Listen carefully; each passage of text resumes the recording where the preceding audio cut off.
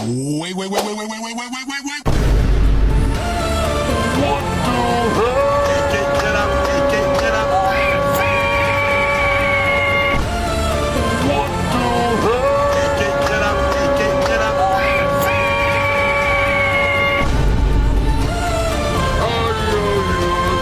Get up, YouTube info. Jadi teman-teman, pada kesempatan kali ini saya dan teman saya akan membahas mengenai APN, asuhan persalinan normal.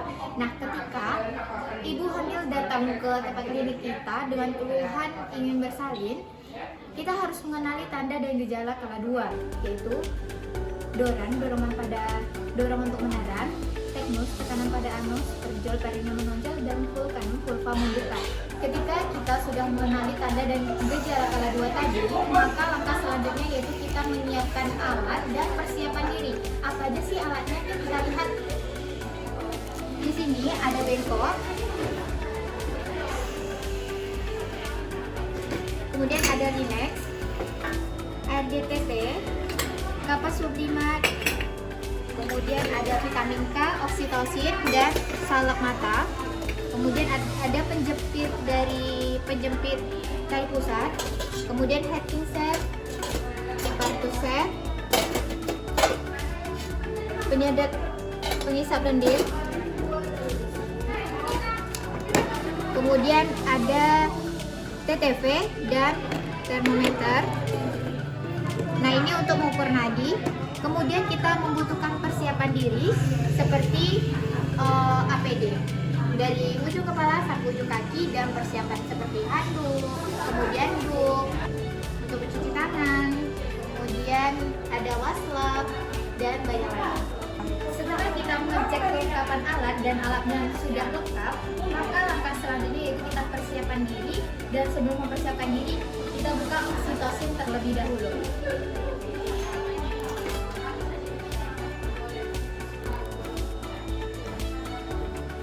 Selanjutnya kita buka pembungkus split ini, masukkan ke dalam partus set, jaga kesterilan.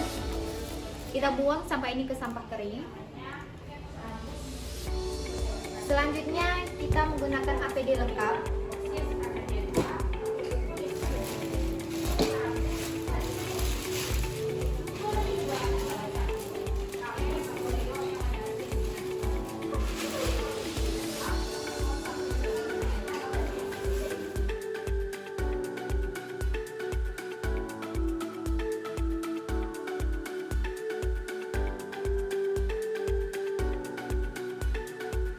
Setelah kita menggunakan APD lengkap dari atas kepala sampai ujung kaki, mulai dari tutup kepala, kacamata, masker, kemudian celemek, dan sepatu bot, langkah selanjutnya yaitu kita mencuci tangan.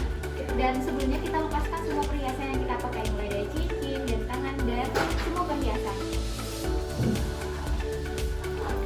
Selanjutnya, sebelum mencuci tangan, tidak lupa mengangkat baju sampai ke atas siku.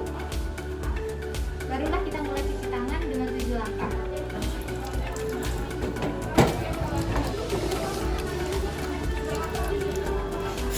Setelah mencuci tangan, tidak lupa kita alat tangan dulu. Setelah itu kita menggunakan handspon 1 pasang.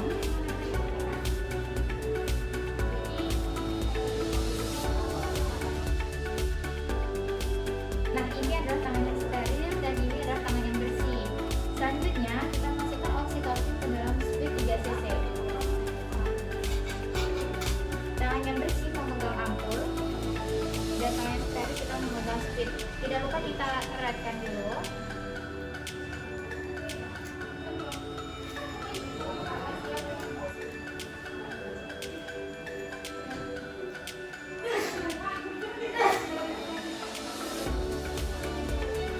Kita buang sampah ampul oksitosin ini ke tong sampah benda tajam.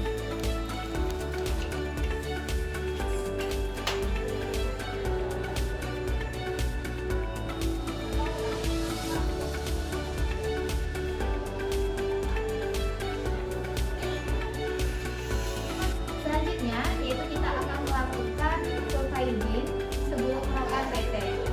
Jadi sebelumnya kita beritahu kepada ibu bahwasanya kita akan melakukan pemeriksaan dalam dan akan membersihkan bagian genital genitalnya pada ibu. Sebelumnya ibu, di sini saya izin akan melakukan pemeriksaan dalam. Sebelum melakukan pemeriksaan dalam, saya akan membersihkan bagian genitalia ibu. Apakah ibu bersedia?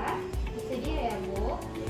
Nah, ketika kita sudah berbicara dengan pasien kita, selanjutnya itu kita mempersiapkan alat dan bahan yang kita butuhkan untuk melakukan vulva hygiene, yaitu RDTT, kemudian kapas jimat, kemudian kita membutuhkan bengkok. 3.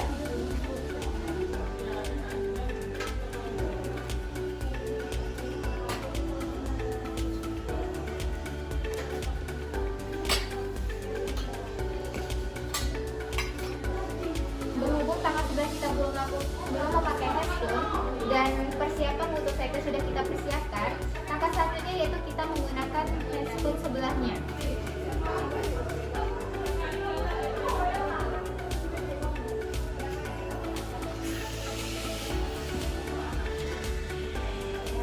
Selanjutnya, setelah kita memakai handphone kedua tangan kita melakukan tindakan vulva hygiene. Vulva hygiene yaitu membersihkan bagian vulva. Dan pastikan ibu sudah tidak memakai celana dalam, baru kita memakai handphone. Izin ya Bu, kita melakukan vulva hygiene. Kita bersihkan di labia mayor terjauh terlebih dahulu, tanpa memegang.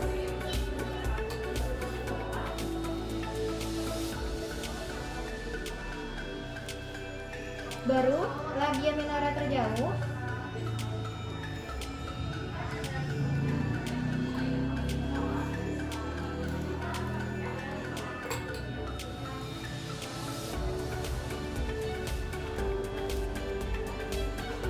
Selanjutnya, kita akan melakukan VT kepada ibu, dan sebelumnya kita harus izin terlebih dahulu. Kita akan melakukan VT. Izin ibu, di sini saya akan melakukan pemeriksaan dalam. Tangan saya ini akan saya masukkan ke dalam vagina ibu. Nanti kalau jika rasa sakit, ibu bisa tarik nafas, buang atau bisa ditahan sedikit ya Bu.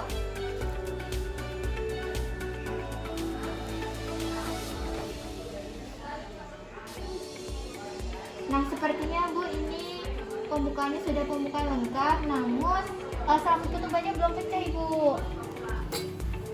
Nah, di sini saya akan bantu untuk melakukan pemecahan ketuban ya Bu. Dan sepertinya tidak ada benjolan.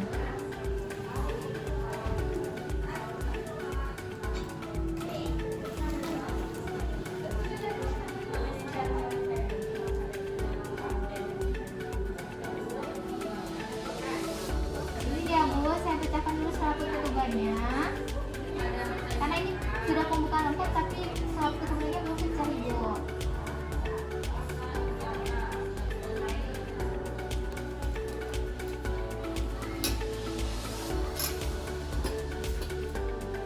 Airnya jernih ya Bu. Tidak ada dari pusat yang mengembung dan tidak ada ekstremitas yang ikut turun ke bawah.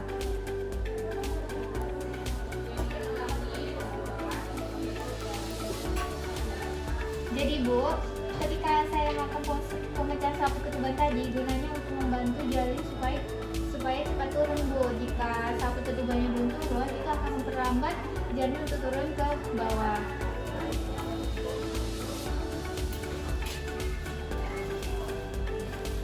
Baru kita kembalikan semua kebutuhan tadi.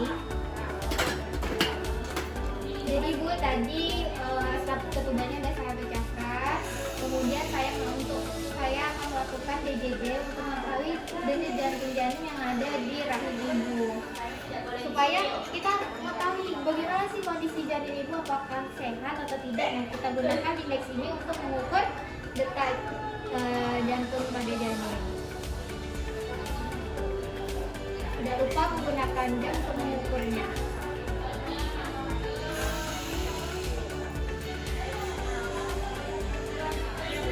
Baik Ibu, detak jantung janinnya yaitu 145 kali per menit, sangat sehat dan aman. Jadi kita coba kontraksi ya Bu. Jadi Bu, untuk janin Ibu setelah saya periksa tadi, janinnya baik-baik saja. Kemudian nanti jika Ibu merasa sakit bagian perutnya, mengalami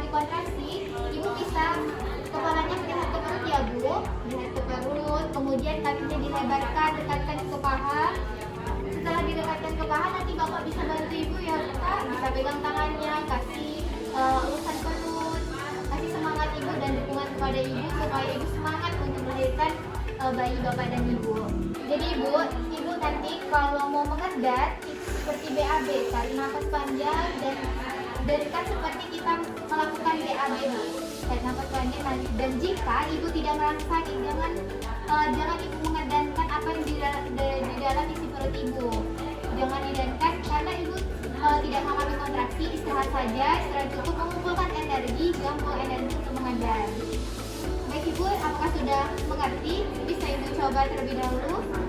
Nah seperti itu Bu, sangat baik, sangat baik.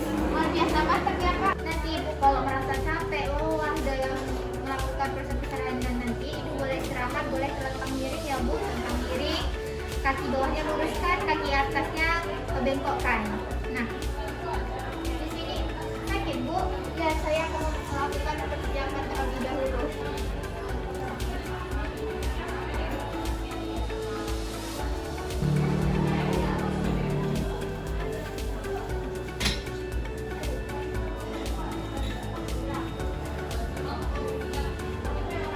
Selanjutnya kita melakukan pasang handscoon sebelum melakukan tindakan.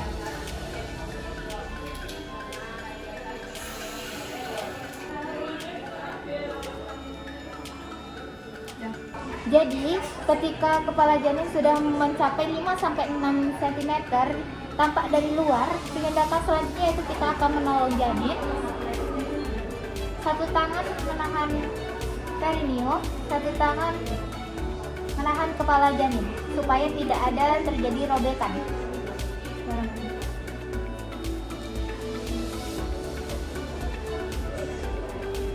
Terus Bu, tahan Bu, tarik napasnya dan kas. Baik Bu, bagus Bu, lagi Bu, lebih semangat lagi. Nah selanjutnya kita cek dulu liritan dari pusat, apakah ternyata terlilit dari pusat atau tidak. Tidak terlilit ya Bu. Nah jika terlilit tali pusat, maka kita harus melepaskan terlebih dahulu baru kita keluarkan janinnya. Bisa kita potong dan bisa kita, jika tali pusatnya longgar, kita longgarkan, kita keluarkan dari kepala. Setelah kepala janin ini nampak, kita selanjutnya yaitu mengelap dari mata. Wajahnya kita lap dengan bersih supaya tidak ada lendir yang tertinggal di muka yang mengganggu pernapasan nanti. Setelah itu, setelah kita melap, kita posisikan tangan kita biparietal. Ya, dari belakang.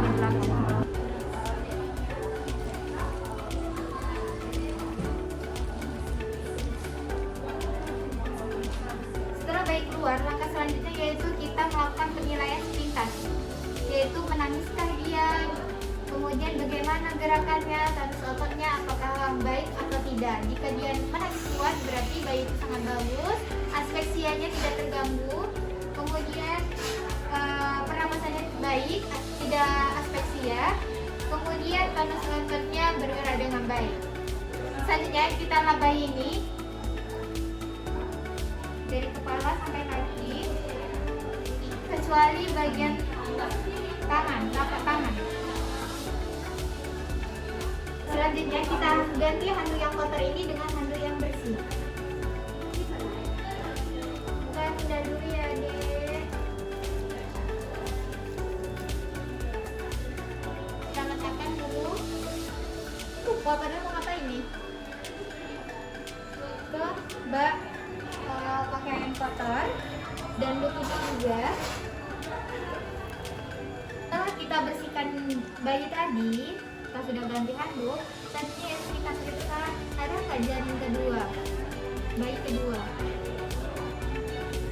Jika tidak ada, kita akan melakukan suntik oksitosin 1/2 dari paha atas bagian luar.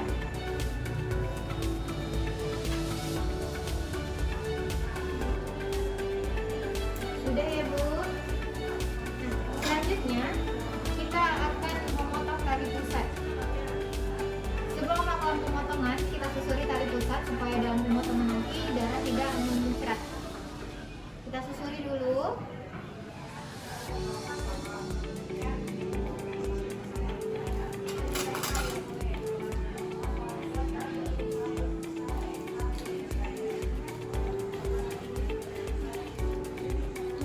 menggunakan klem.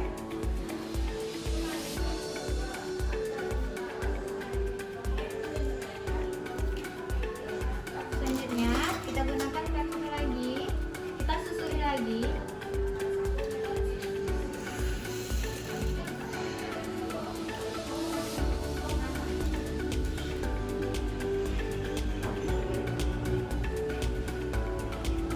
Selanjutnya kita potong tali pusat. Boleh kita menyuruh suami ibu atau anak dari bayi untuk memotong tali pusat, dan juga boleh kita balikkan terlebih dahulu seperti ini, baru kita potong di potongannya. Nah, sudah terpotong. Setelah klem ini terlepas, satu klem di pusat bayi, satu klem di plasenta. Kita jepit di bawah klem.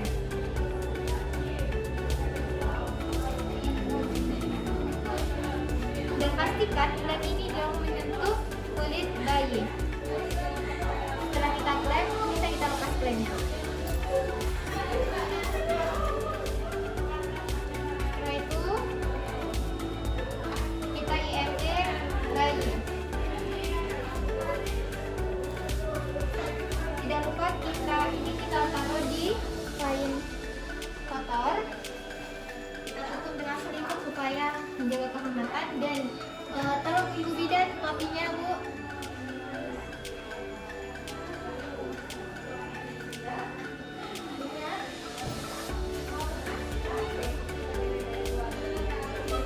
Selanjutnya kita kembali ke plasenta. Kita pindahkan klem ini sejauh 5-10 cm dari plasenta. Tidak lupa kita susuri terlebih dahulu.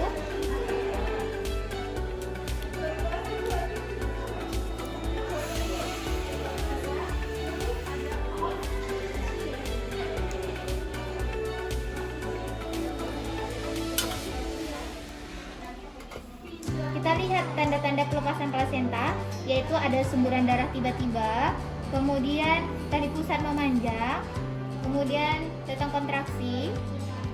Selanjutnya, untuk mengukur ada tidaknya kontraksi, kita bisa menekan di bagian dorsal kranial, bagian di atas simplicis. Jika menegang, ibu ini mengalami kontraksi. Nah, ketika tanda-tanda ini sudah ada, langkah selanjutnya yaitu kita melakukan pelepasan plasenta. Karena ini terlalu panjang, kita pindahkan dulu ke depan.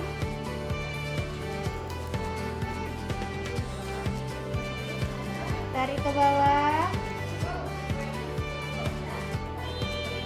ke atas, ke bawah, ke atas. Setelah langkah seperti ini, kita putar searah jarum jam supaya tidak ada yang tertinggal.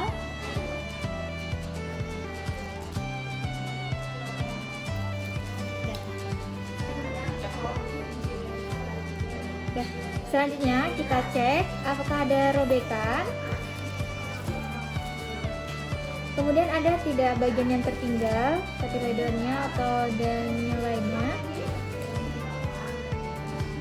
Nah, jika ada yang tertinggal, maka rahim ibu akan mengeluarkan darah terus, pendarahan. Ibu, karena kita sudah standby selama kurang lebih setengah 1 jam, selanjutnya kami akan melakukan penimbangan berat badan bayi dan melakukan situasi serta bergendong bayi. Sebelum itu bayi tidak langsung kami mandikan, karena memandikan bayi itu setelah bayi lahir kurang lebih selama 6 jam. Dah. Selanjutnya kami akan timbang berat badan bayi dan panjang badan bayi. Baik ibu, untuk berat badan bayinya yaitu 4.500 gram dan panjangnya yaitu 50 cm.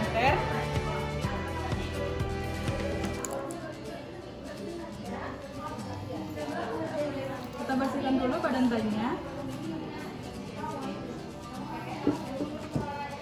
Selanjutnya kita akan berikan suntik vitamin K di paha kanan bayi. Kita tunjukkan secara IM. Aspirasi, masukkan.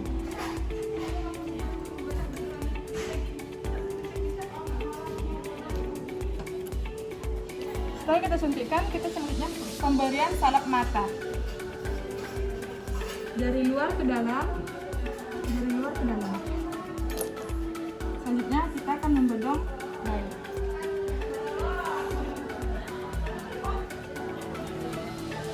Dalam pengikatan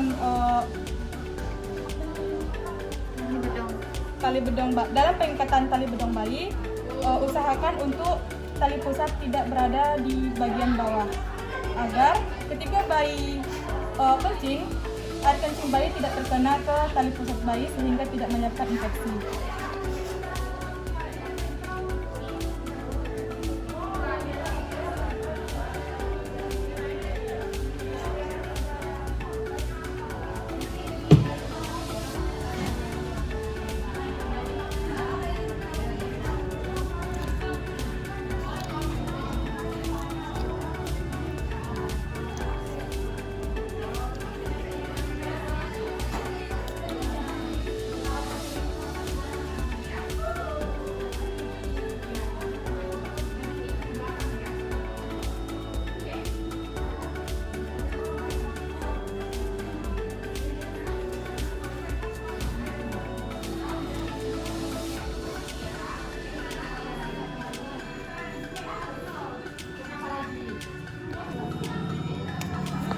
Nah, selanjutnya kita melakukan pemasangan topi agar kepala bayi tetap hangat.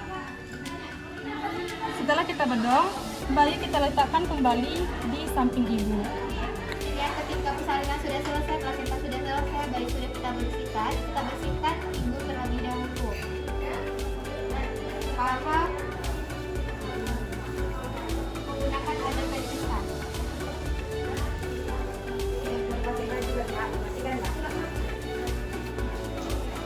Taruh di sampah basah. Ketika paha sudah bersih, anggota tubuh ibu sudah bersih, kita bersihkan dengan air BTT terlebih dahulu.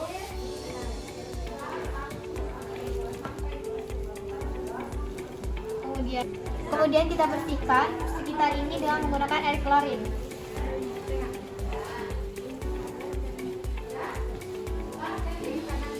Sudah selesai, kita letakkan di sampah basah. Setelah selesai, kita menggunakan celana dalam si ibu.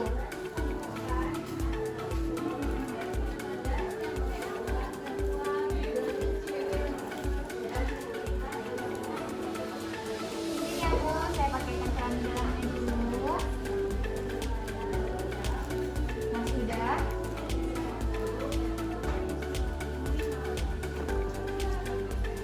Ibu, bayinya sudah selesai kami bedong. Ini ya Bu, bayinya bayi cantik, bersih dan sehat ya Ibu. Selamat mengasuh dan mengasihi ya Ibu. Setelah selesai semua, selanjutnya jangan lupa kita membereskan alat-alat, mensterilkan, membersihkan, dan merapikan kembali alat-alat yang digunakan tadi. Sebelumnya kami dari kelompok 1, saya Devi Novitasari bersama Sundari. Apabila ada kesalahan mohon dimaafkan. Wabillahi taufiq wal hidayah. Wassalamualaikum warahmatullahi wabarakatuh.